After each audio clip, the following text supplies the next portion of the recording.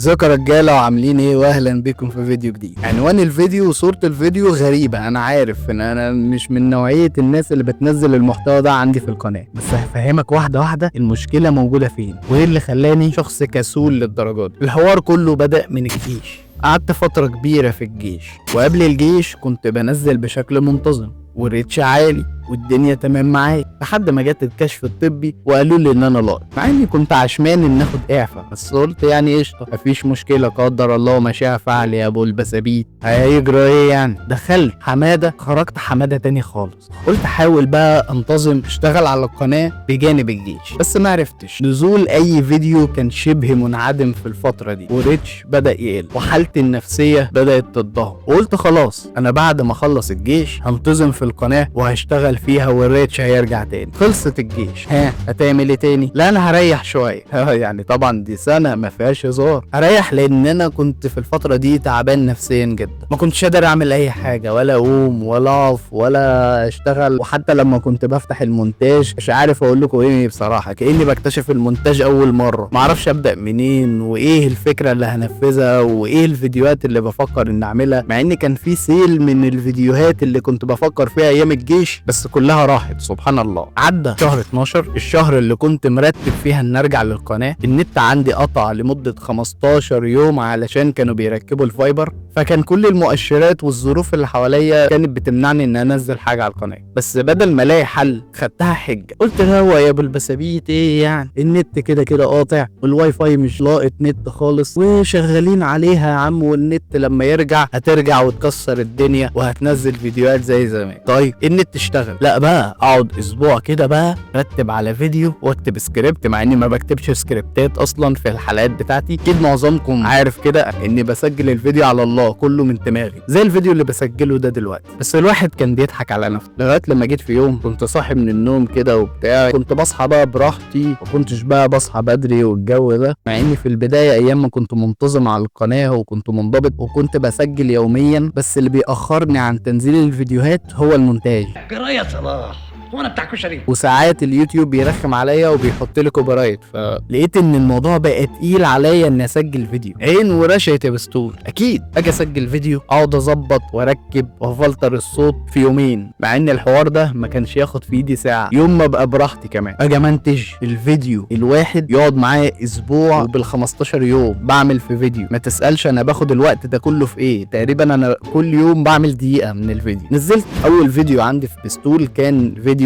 جاد اوف وور، ولو انت لسه ما اتفرجتش على الفيديو ده روح اتفرج عليه، لان الفيديو ده انا تعبت فيه بصراحه، ادعمني اشتغل يعني كده اتفرج عليه، ولو انت اتفرجت على الفيديو ده اتفرج عليه تاني برضو كنوع من الدعم. لقيت الريتش بتاعه مش قد كده، لقيت المشاهدات بتاعته مش دي الارقام اللي كنت بجيبها، بس قلت مش مهم. الفيديو التاني نزل بدأ يكسر شويه ال10,000 مشاهده، بس المشكله كانت في الفيديو المصارعه اللي انا لما نزلت الفيديو بتاعه ما جابش جامد، وانا هنا بقى وقفت مع نفسي واقفه كده. انا دلوقتي خلصت كل حاجه، خلصت الجيش، خلصت الدراسه، ما بقاش في حاجه شغلاني زي الاول. امال ايه اللي موقفك؟ ايه اللي مخليك مكسل انك تعمل الحاجه وكل شويه تقعد تاجل لبكره وبعده؟ انا مش بقول ان انا مش شخص مسوف وان انا ملتزم على طول ومنضبط واعمل نفسي احمد ابو زيد في نفسي واعمل لك بقى فيديو ازاي تقضي على التسويف في 5 دقائق والجو ده. انا هنا بحكي لك عن مشكلتي مع التسويف. اكتر واحد ناجح في العالم هتلاقيه عانى من التسويف، اصل كلنا عندنا التسويف بس بدرجات معينه، حد بيقدر يتحكم فيه وحد ما بيقدرش يتحكم فيه. المخ دايما عاوز اللي يريحك، عاوز يديك بريك، مش عاوزك تضغط عليه. هو المخ كده، هو المخ بيحب يريح دماغه، يعني تخيل المخ عنده دماغ وبيريح دماغه، انت مش متحكم في اي حاجه، المخ هو اللي سايق. ودي كانت المعضله اللي كنت بعاني منها، وانا اللي كنت فاكر اني عايش في سلام نفسي والدنيا معايا حلو، وطالما القناه شغاله وبتجيب لي مشاهدات فقشطه يعني. الجيش استفدت منه تجربه لا باس بها، تعبت كتير وسهرت كتير، بس نزعت مني حاجه مهمه جدا، الطموح. اي حد بيطلع من الجيش بيبقى تركيزه في حاجه واحده بس، عاوز يشتغل ويستقر، ولو هيرتبط مثلا ولا حاجه يعني في الملموم منه، يعني ايش المشاهدات والتفاعل اللي راضي بيها دلوقتي كان عمري ما هرضى بيها قبل الجيش. كنت عاوز حاجه احسن، عاوز اجتهد ان اعمل فيديو احسن من اللي قبل، مش ان امشي العجله وخلاص. ودي المشكله يا جماعه، دي المشكله اللي واجهتني الفتره اللي فاتت. كم مره انت حسيت انك عاوز تذاكر فمخك يقول لك يا عم هي اسبوع، يا عم تبقى تمشيها 3 ايام راحه و3 ايام شغل بقى ومذاكره، وهنفحت الدنيا وهندغدغ الدنيا. يبقى فاضل على الامتحان 3 ايام ويقول لك هننساها، هننظم وقتنا. ايه يعني انت مستعجل على ايه؟ ولما يبقى بكره الامتحان مخك هنا بيعطل وما بيسكتش برضه، يقول لك ذاكر شويه وتبقى تلم المنهج في المواصلات، وانت معاه بقى في الزحاليق ده بتقعد تتسوح برغم ان كلامه مش منطقي، بس انت بتقتنع بكلامه. ولما بتمتحن مخك هنا بيبتدي يقف. ليه؟ خلاص مفيش مساحه انك تسوف، ما انت في قلب الحاجه. وهنا التسويف مش على الامتحان والمذاكره بس، لا، على اي حاجه في حياتك، في شغل، في بيزنس انت عاوز تبدا، في توبه مثلا، انت مثلا عاوز تتوب لربنا، فيبتدي مخك يقول لك يا عم احنا رمضان جاي علينا يا عم، هنصلي وهنصوم وهنزكي وهنعمل بص كل اللي احنا عاوزينه وربنا هيرضى عنك ان شاء الله وبتاع، بس انت قول يا رب. انت لو عاوز تبدا ابدا من النهارده، لو وراك حاجه دلوقتي خد نفس عميق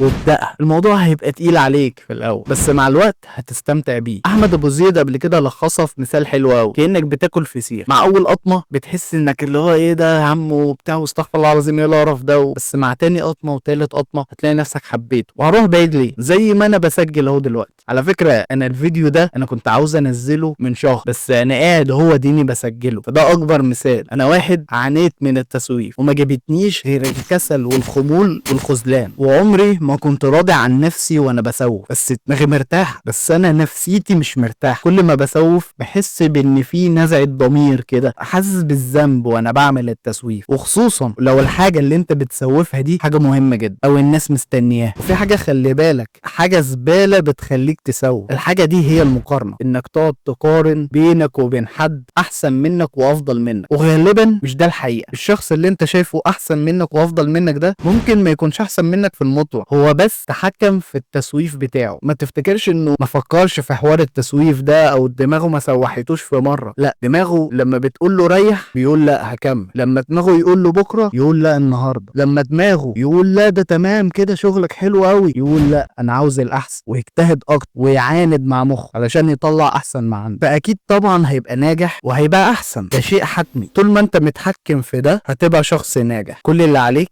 انك ابدا في انك تعمل البيزنس او المشروع بتاعك من النهارده، ابدا مارس الهوايه بتاعتك من النهارده. السر في دلوقتي مش بكره. وبس كده. انا عارف ان الفيديو قصير، انتظروا الفيديو الجاي. ما تنساش تعمل لايك وسبسكرايب. انا عارفك هتهرب دلوقتي ومش هتعمل الكلام ده، اعملها عشان خاطر اخوك. يلا سلام.